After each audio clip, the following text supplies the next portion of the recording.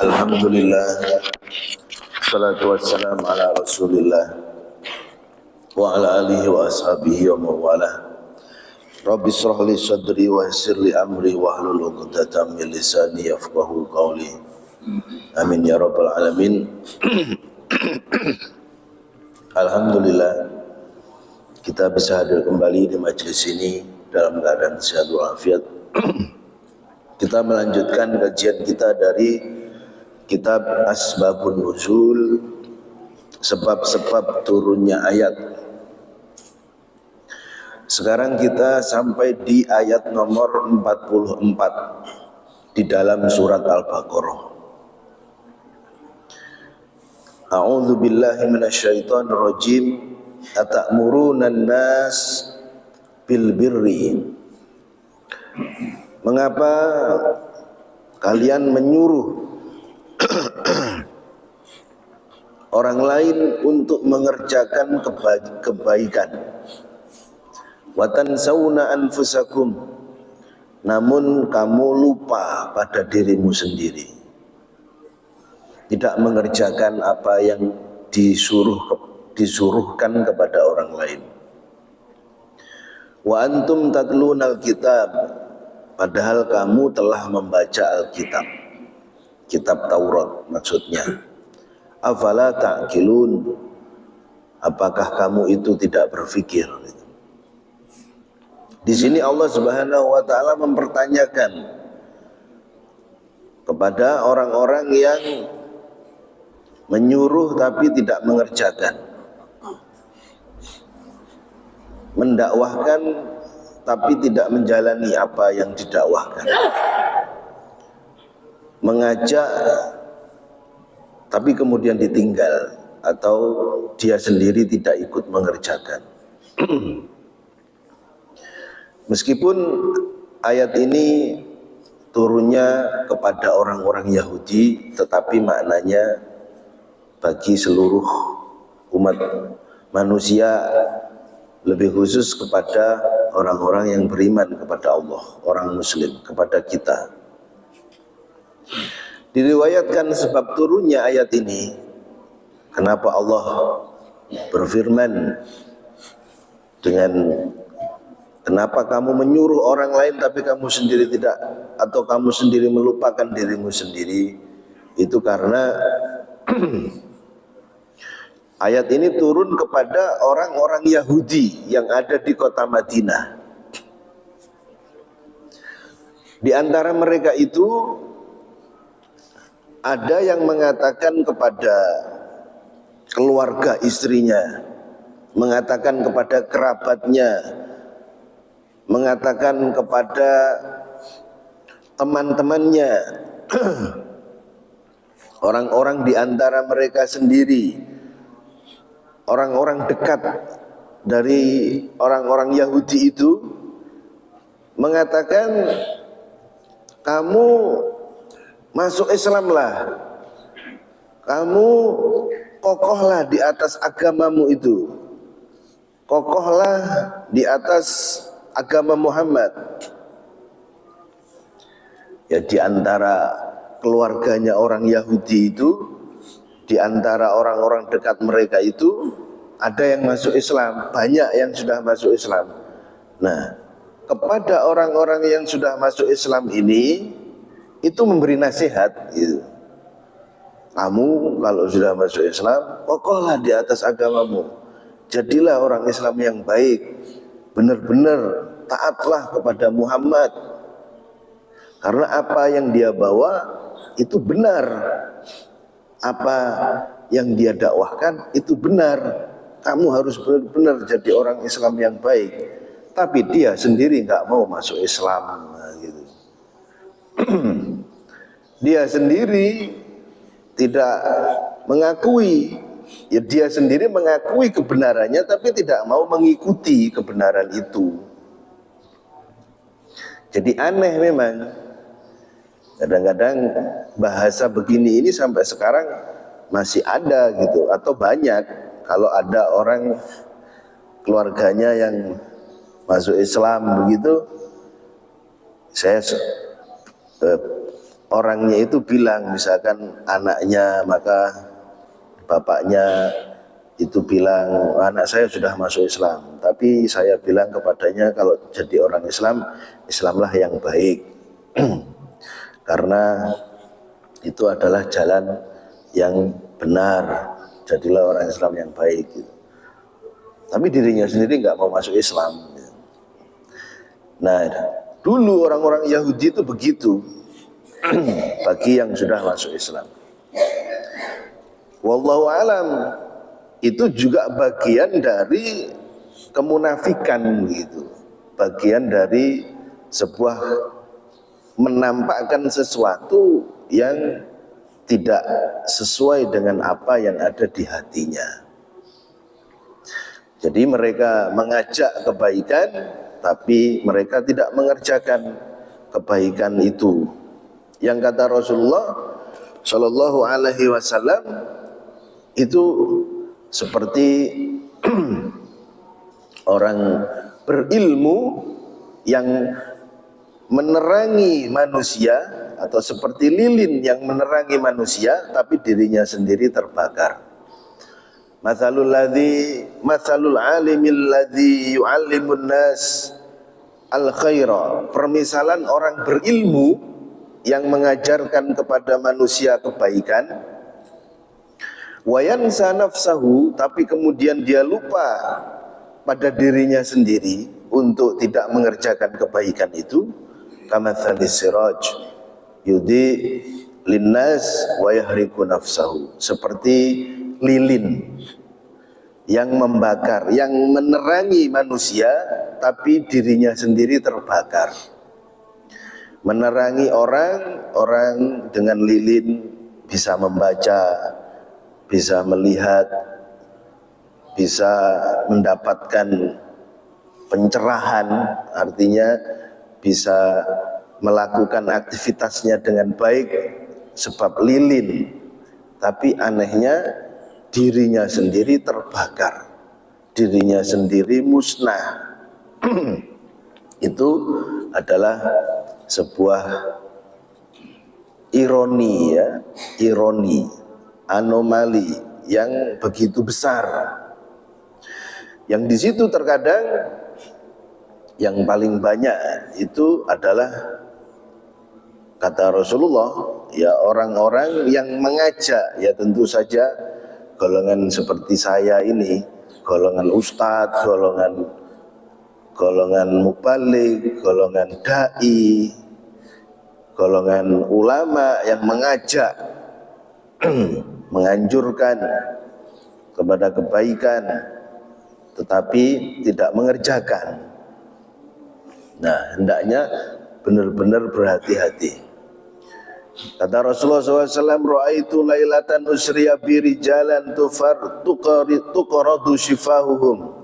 Pada saat ketika aku diisro'kan, Isra' Mi'raj ya, dan di sana Rasulullah ditunjukkan penduduk neraka dan penduduk surga. Ketika melihat di penduduk neraka itu, dilihat oleh Nabi orang-orang yang lidahnya itu digunting-gunting, digunting bimaqaridha minnar, dengan gunting api.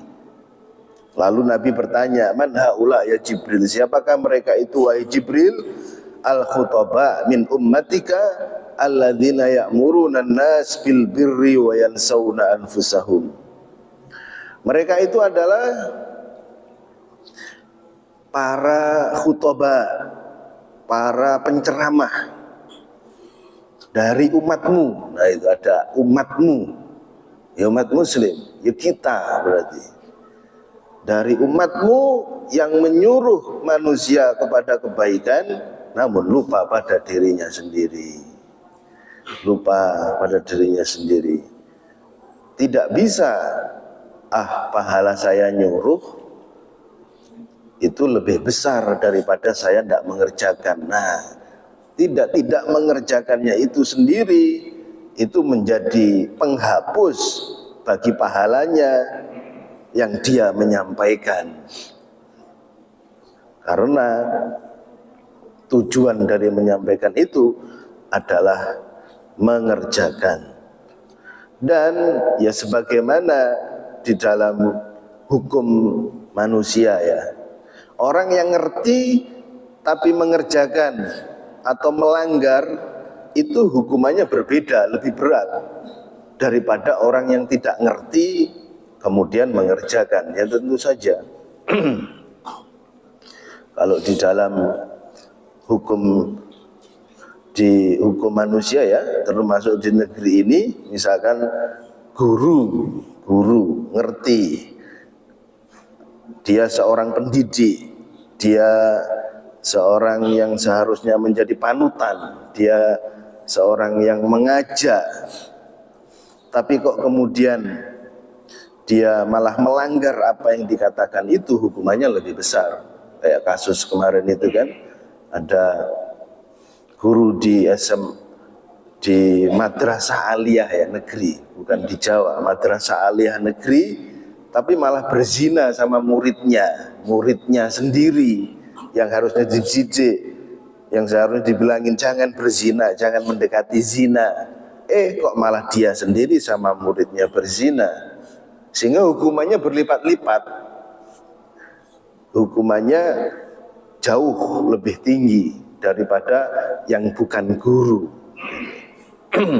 Begitu pula di dalam masalah agama, di dalam masalah akhirat ini, ustadz-ustadz, mubalik-mubalik, dai-dai lebih tahu, lebih faham, bahkan mengajak, tapi kok tidak mengerjakan, bahkan melanggarnya, maka hukumannya juga lebih berat bagi yang tidak mengetahuinya dibanding yang tidak mengetahuinya. Dipotong-potong lidahnya dengan api neraka.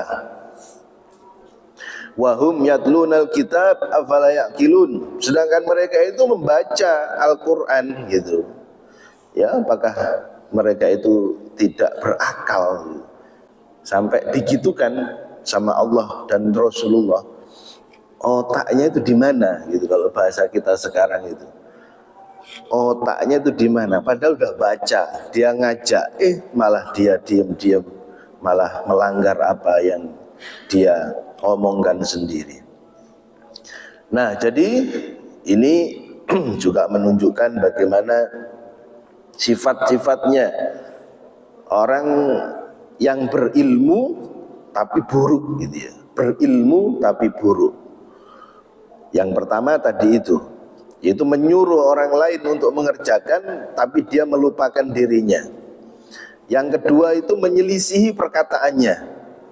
Apa yang dia ucapkan dengan perbuatannya itu berbeda. Berbeda. Di dalam hadis yang sahih dikisahkan oleh Rasulullah SAW, ini pada hari kiamat juga, pada saat Rasulullah SAW Isra dan Mi'raj juga.